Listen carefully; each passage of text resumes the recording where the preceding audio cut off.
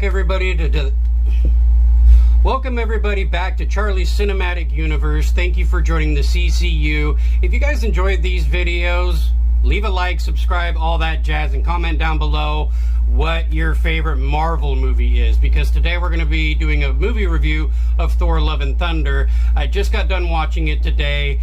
I got very excited for this one.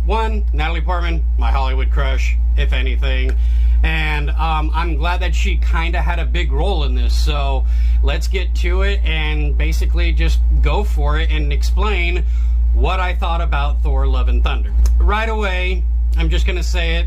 I enjoyed this one more than I enjoyed Thor Ragnarok. And it's not to bag on Thor Ragnarok. I want to make that very clear. I enjoyed all the Thor movies. I mean, like me, I'm a fan of all the films.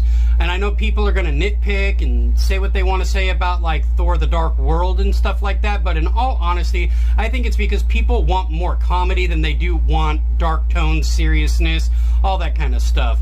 And you know, when it comes to, like, say, Guardians of the Galaxy, like, Volume 1, to me, that had a little bit more of a grimmer tone than, say, Volume 2 did.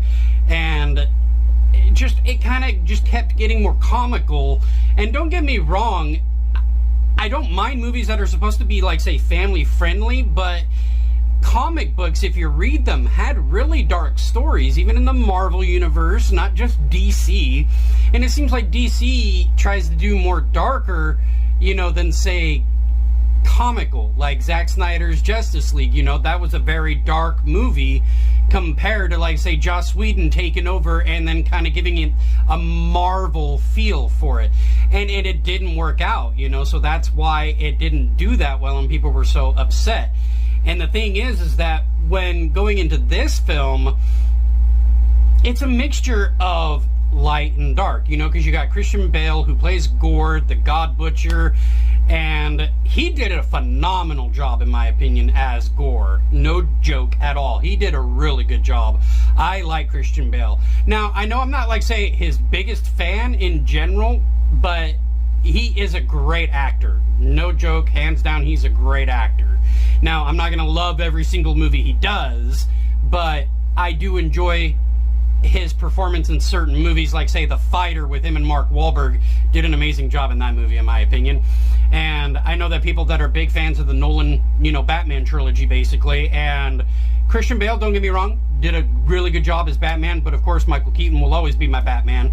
But the thing is that he did a good job. Natalie Portman kicked it out of the park, no joke. Her performance in this was actually really well done. Now, I've seen her in serious roles, and I've seen her in comedic roles, and I've seen her do sci-fi with Star Wars and stuff. And the thing is that Annihilation, the movie that she did, that was a sci-fi kind of horror thriller, she did amazing with that. But if you go by her acting skills and say certain projects like Star Wars with Phantom Menace and then Clone Wars and Revenge of the Sith, I would say Attack of the Clones and Revenge of the Sith were not her best acting skills. Now, Episode 1 was actually perfect because they didn't have her doing too much or too little. It was just perfect, you know, kind of thing. Like, she was active, but she wasn't, like, say, the action hero. Now, with Thor, you know, Love and Thunder, she is the action hero. She is a hero in general. She's Lady Thor. And not only that, but they call her Mighty Thor. And it's a really good, balanced movie, in my opinion, because they take the concept of the comical aspect from, like, say, Thor Ragnarok by keeping Korg, you know, his character in there. I thought he brought the comedy charm, in my opinion. And Thor, don't get me wrong, he still has his comedic charm and all that kind of stuff. So does the Guardians. And without it being really a spoiler, Guardians are mainly there as a cameo. That, I'm just going to say it as that. It's more of a cameo than anything. They don't really have a big role in this movie, and that's not to give anything away, honestly. So I'm going to try to do my best to not spoil anything, because this is just supposed to be a spoiler-free review. And you got to stay after the credits, because there is 2 post-credit scenes. Very important, in my opinion. And I just thought it was a really, really good movie. I liked it better than Thor Ragnarok. And I might get some hate on that, not gonna lie. I know I'm gonna probably get some hate on it, because some people in the comments might disagree and tell me that. And the thing is that, like I said, it's not to bash on Thor Ragnarok. It's just when you look at the two, you realize that Thor Ragnarok is more of a slapstick comedy than anything. You know, it's not meant to be taken serious at all. As to where this one, it has its serious tones. You know, because if you know the comic book stories on how Jane becomes Lady Thor and all that kind of stuff, you know, the films do pretty good on keeping a lot of the same, like, comic book lore, but I know they don't always, you know, follow it to an exact T. And the thing is that I thought they did a really good job. I was really impressed by it. Natalie Portman will always be my Hollywood crush. I've loved her ever since Star Wars, you know, Episode 1. And it's funny because that was the movie where I discovered Natalie Portman. I was like, what, 14 years old, I think? And that was a long time ago.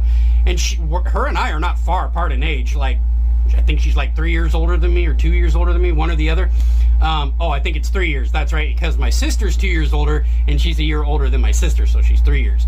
And so we're not far in age. And the thing is that Natalie, ever since I saw her in the first Star Wars movie, I've been a fan ever since, and I try to watch all of her movies, good or bad, you know? I mean, I like her in general, and she'll probably be my Hollywood crush until the day I die. I don't know. But anyway, I just want to say that I really did thoroughly enjoy this movie. I thought it was a lot better than some of the other Marvel movies that did come out and all. I'm not going to name what because I don't want to start controversy or anything on my channel. It's just, if I'm going to be honest about this review, I want it to be fully honest, no filter, no nothing, that I did enjoy it. And yeah, I mean, I'll leave it up to you guys. Whoever got to see it, let me know down in the comments. And if you did see it too, also, and you plan on seeing it, give a thumbs up to this video. But yeah, like I said, if you guys could, please leave a like, subscribe, turn on bell notifications. That way you are notified every time I put on a video. Not only that, but I do have links down below if you want to support me with my social media as well as my PayPal, whatever it may be. It would be greatly appreciated. But other than that, you guys have a good day. Stay safe, stay tuned. Thank you.